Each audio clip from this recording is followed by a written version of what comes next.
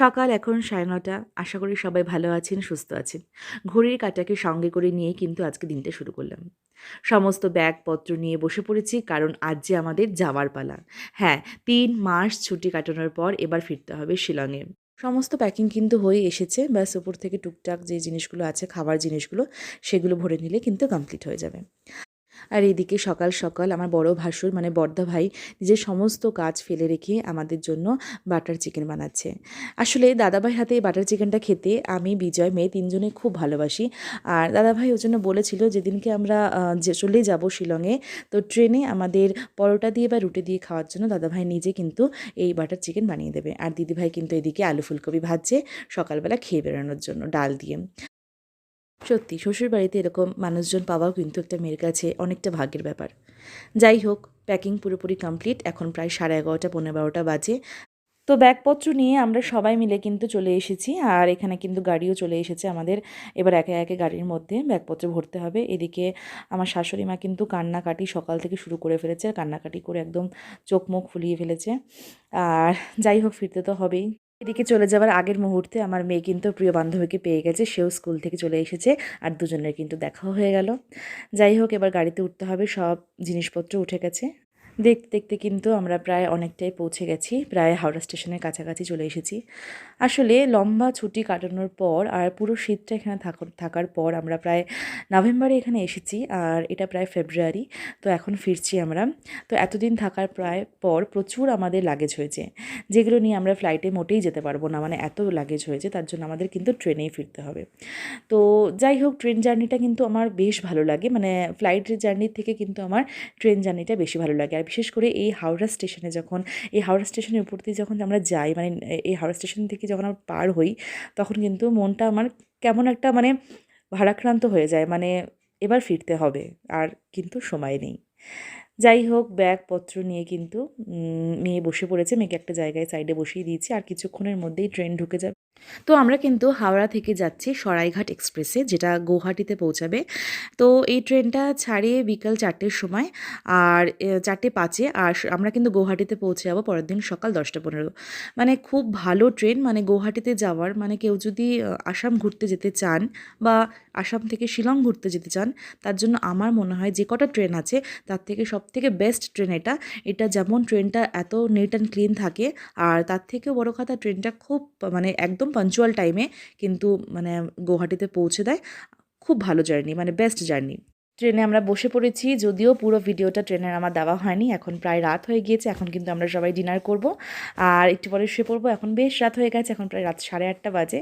তো ভাবছিলাম ভিডিও করব আরও, ট্রেনে কিন্তু আমার সময় হয়ে ওঠেনি। যাই হোক, মেয়ের সাথে খেলতে খেলতে কিন্তু ট্রেনের টাইমটা পাস হয়ে গেছে। এবার খেয়ে দিয়ে শুয়ে পড়ার পালা। তো সকাল প্রায় এখন 11:15 বাজে। আমরা কিন্তু একদম ঠিক টাইমে গুয়াহাটিতে পৌঁছে গেছি। আর আমি একটু গুয়াহাটি স্টেশনটা দেখিয়ে দিচ্ছি। খুব সুন্দর ছোট্ট একটা স্টেশন, একদম নিট অ্যান্ড ক্লিন। তো আমরা এখন কিন্তু স্টেশন থেকে বেরোবো। আর যেহেতু এখন 10:30 11:15 বাজে, আমরা জার্নি শুরু করব শিলংয়ের দিকে একটু পরে। তার আগে আমরা কিছু খাওয়া দাওয়া করব। তো আমরা খাওয়া দাওয়া করার জন্য চলে এসেছি এই CGF ক্যাফে গোল্ডেন ফিস্ট এই রেস্টুরেন্টটায়। গুয়াহাটি স্টেশনের একদম অপোজিটে। মানে গুয়াহাটি স্টেশন থেকে, মানে আমি দেখিয়ে দিচ্ছি, এটা গুয়াহাটি স্টেশন। আর এর সামনে কিন্তু প্রচুর অটো দাঁড়িয়ে থাকে। মানে যদি আপনারা কেউ মানে আসাম ঘুরতে আসেন বা গুয়াহাটিতে মা কামাখ্যার মন্দির দর্শন করতে আসেন, তাহলে কিন্তু এই অটো করেই আপনারা নিয়ারেস্ট হোটেলে উঠতে পারবেন। এছাড়াও যদি শিলং ঘুরতে যেতে চান, তাহলে কিন্তু এই অটো করে আগে আপনাদের নিয়ারেস্ট হোটেলে আপনারা গেলেন, তারপর ওখান থেকে গাড়ি বুক করে আপনার শিলংয়ের দিকে যেতে পারবেন। তো যেহেতু আমরা শিলং যাব আর আমাদের গাড়ি অলরেডি বুকড আছে, তো তাই জন্য আমরা মানে জার্নি আমাদের যেহেতু 3-4 ঘন্টা লেগে যাবে শিলংয়ে যেতে যেতে পৌঁছাতে, তার জন্য আমরা আগে খাওয়া দাওয়া করি, তারপরে কিন্তু জার্নি শুরু করি। রাস্তায় আমরা মাঝখানে দাঁড়াই না। তো এই ক্যাফে গোল্ডেন ফিস্ট এই রেস্টুরেন্টের সম্পর্কে একটু বলি। এই রেস্টুরেন্টটা কিন্তু খুব ছোট্টর মধ্যে খুব সুন্দর। একটা ট্রেনের মতো একটা ফিনিশিং করা আছে এটার। মানে দেখতে বাইরে থেকে এই লুকটা পুরোপুরি একটা ট্রেন রেস্টুরেন্টের মতো দেখতে। আর কিন্তু এই রেস্টুরেন্টে লাগেজ রাখার জন্য কিন্তু আলাদা করে খুব সুন্দর জায়গা করা আছে। তো যাই হোক, আমরা প্রত্যেকবারই যখন গুয়াহাটিতে আসি কোনো কারণে, তখন কিন্তু আমাদের এই রেস্টুরেন্টটা কিন্তু খুব পছন্দের। খুব কিউট একটা, মানে আমার মেয়ের বিশেষ করে আমার মেয়ের খুবই পছন্দের একটা রেস্টুরেন্ট।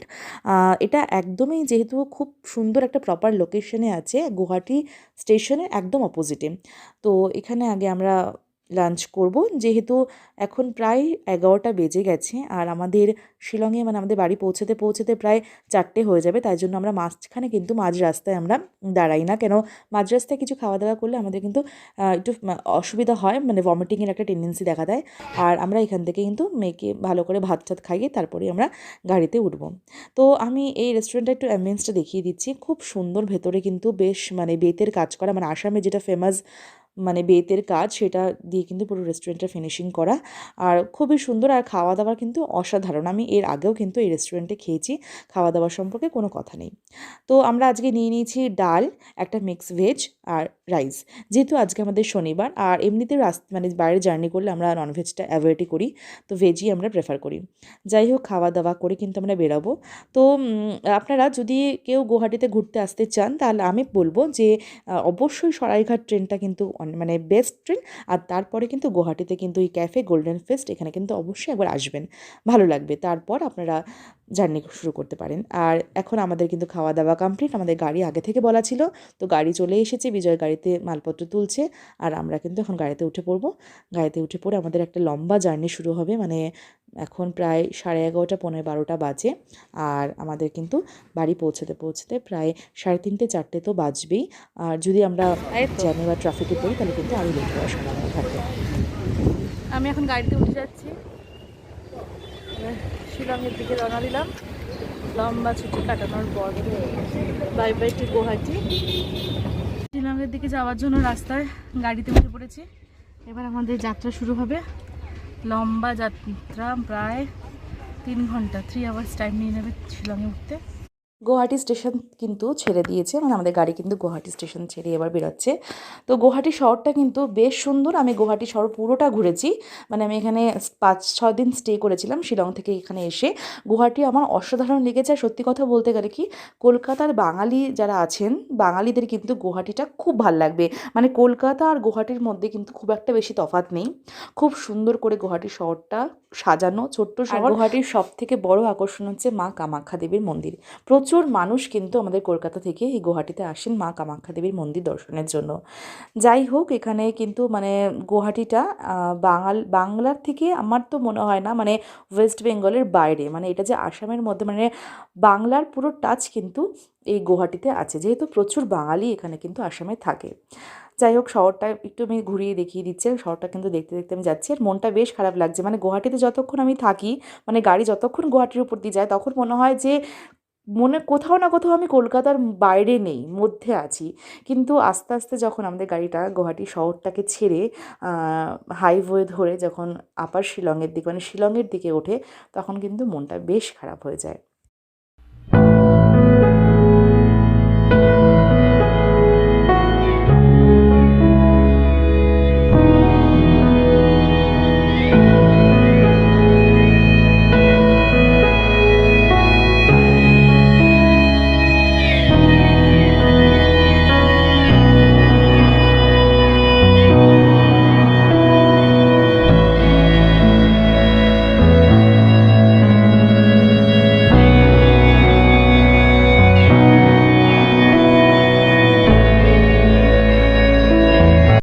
গুয়াহাটি থেকে যে রাস্তাটা শিলংয়ের দিকে যাচ্ছে, সেই হাইওয়েটা কিন্তু বেশ ভালো। মানে রাস্তাটা কিন্তু বেশ ভালো, গাড়িতে কিন্তু যেতে অসুবিধা হবে না। কারো যদি ভমিটিংয়ের অসুবিধা না থাকে তাহলে কিন্তু খুব একটা প্রবলেমের কথা নয়। তো আপনারা যদি কেউ ঘুরতে আসেন শিলংয়ে, তাহলে অবশ্যই আমি বলবো গুয়াহাটি থেকে যদি কেউ ফ্লাইটে আসেন তাহলে কিন্তু গুয়াহাটিটা আমি প্রেফার করব না, কেন শিলংয়ে আসতে গেলে কিন্তু শিলংয়ে আলাদা এয়ারপোর্ট আছে। এয়ারপোর্ট থেকে শিলংটা আরও বেশি কাছে হবে, জাস্ট 1 আওয়ারের ডিস্টেন্স হবে শিলং এয়ারপোর্ট থেকে আপার শিলং, মানে ঘোরার যে জায়গাগুলো আছে। আর যদি কেউ গুয়াহাটি থেকে আসেন তাহলে কিন্তু এই রোডটা ফলো করতে হবে। মানে গুয়াহাটি থেকে যদি কেউ ট্রেনে করে, মানে গুয়াহাটি হয়ে কেউ যদি শিলং ঘুরতে আসেন তাহলে কিন্তু এই রোড ধরেই কিন্তু আমাদের শিলংয়ে উঠতে হবে। এই জায়গাটি সম্পর্কে একটু বলে রাখি, এটা হচ্ছে উমিয়াম লেক। উমিয়াম লেক হচ্ছে আমাদের শিলংয়ের পুরো, এই লেকটা থেকে আমাদের পুরো গোটা শিলংয়ের কিন্তু ওয়াটার সাপ্লাই হয়। হ্যাঁ, তো কথা বলতে বলতে কিন্তু শিলং পৌঁছে গেছি। এবার কিন্তু আমরা একদম শিলংয়ের উপরে উঠে গেছি। তো আমরা যেখানে থাকি সেটা কিন্তু আপার শিলং, মানে আমরা শিলংয়ের এখন পুলিশ বাজার রোডে আছি, মানে শিলংয়ের সিটি এরিয়ায় আছি। সিটিটা হচ্ছে পুলিশ বাজার, আর এই পুলিশ বাজারের যে রোডটা আছে এখান থেকে কিন্তু এই রোডটা ধরে আমাদের আপার শিলংয়ে উঠে যেতে হবে। তো গল্প করতে করতে কিন্তু নিজের জায়গায় এবার পৌঁছে যাচ্ছি। মনটা বেশ খারাপ লাগছে, এতদিন বাবা মা শ্বশুর শাশুড়ি সবার সাথে ছিলাম, এখন কিন্তু একা। তবে কিছুটা ভালোও লাগছে, মানে ভালো খারাপ মনটা মিশিয়ে আছে। কেন কি এতদিন পর কিন্তু আবার নিজের জায়গায় নিজের সংসারে যাচ্ছি। নিজের সংসারে নিজের গোছানো নিজের হাতে গোছানো সমস্ত কিছু অনেক দিন পর সেগুলোকে আবার ফিরে পাবো, আবার সুন্দর করে নিজের জায়গায় সেগুলোকে গুছিয়ে রাখতে হবে। যাই হোক, কথা বলতে বলতে যাচ্ছি। আর এদিকে কিন্তু আজকে কিন্তু আমাদের মানে রান্না বান্নারও কোনো চিন্তা নেই, কেন কি আমার গিয়ে কোনো রান্না করতে হবে না। কেন আমাদের আশেপাশে আমার অনেক ফ্রেন্ডস আছে যারা আমাদের কিন্তু বলে রেখেছে যে ওরা গেলে ওরা কিন্তু আজকে ডিনারটা দেবে। এখন প্রায় 3:30 বাজে, আরও 1 ঘন্টা লাগবে, 4:30 লাগবে। আর এই জায়গাটা থেকে কিন্তু শিলং থেকে নর্থ বেঙ্গল সাইডের অনেক গাড়ি ছাড়ে, অনেক বাসও ছাড়ে, মানে শিলং থেকে শিলিগুড়ি যাওয়ার বাস, শিলং থেকে মণিপুর যাওয়ার বাস কিন্তু এখান থেকে ছাড়ে। আর এই এখন আমরা কিন্তু আপার শিলংয়ের দিকে যাচ্ছি। যেতে যেতে ভাবছি, আর কিন্তু আজকে আবহাওয়াটা কিন্তু বেশ খারাপ, মানে গুয়াহাটিতে যেরকম গরম ছিল, মানে এটা আরও আসল কথা যেটা বলা হয়নি, এখানে কিন্তু বেশ ঠান্ডা। শিলংয়ে কিন্তু রোড হচ্ছে, মানে বড় রোড বানানো হচ্ছে। আর তো হ্যাঁ, ঠান্ডার কথায় আসি, বেশ ঠান্ডা, মানে আমাদের ফটাফট কিন্তু সোয়েটার বার করে পরে ফেলতে হয়েছে। আর এখন কিন্তু বৃষ্টি হচ্ছে, আর বৃষ্টির জন্য কিন্তু আবহাওয়াটা অনেক ডাউন, মানে ওয়েদারটা অনেক ডাউন। আর মনে হচ্ছে এখন 10 চলছে টেম্পারেচার। আর এখানে কিন্তু অনেক রাস্তার পাশে কিন্তু অনেক ফলের দোকান আছে, যেখান থেকে কিন্তু ফল খুব সুন্দর করে কেটে ওরা ফ্রেশভাবে দেয়। দেখতে দেখতে কিন্তু আমরা আপার শিলংয়ে উঠে পড়েছি। এবার কিন্তু আমরা ঘরে পৌঁছাতে কিন্তু আর বেশিক্ষণ বাকি নেই, আধা ঘন্টা মতো বাকি আছে। এদিকে কিন্তু বেশ ভালো জোরে বৃষ্টি হচ্ছে, মানে বাইরে কিন্তু বেশ বৃষ্টি হচ্ছে। চলে এসেছি আমরা ঘরের সামনে, এত ঠান্ডায় মেয়েকে ফটাফট কিছু পাইনি, হাতের সামনে একটা স্টোল জড়িয়ে দিয়েছি। আশা করি ব্লগটা সবার ভালো লাগলে লাইক শেয়ার সাবস্ক্রাইব করবেন। ভালো থাকবেন, সুস্থ থাকবেন, দেখা হবে অন্য একটা ব্লগ।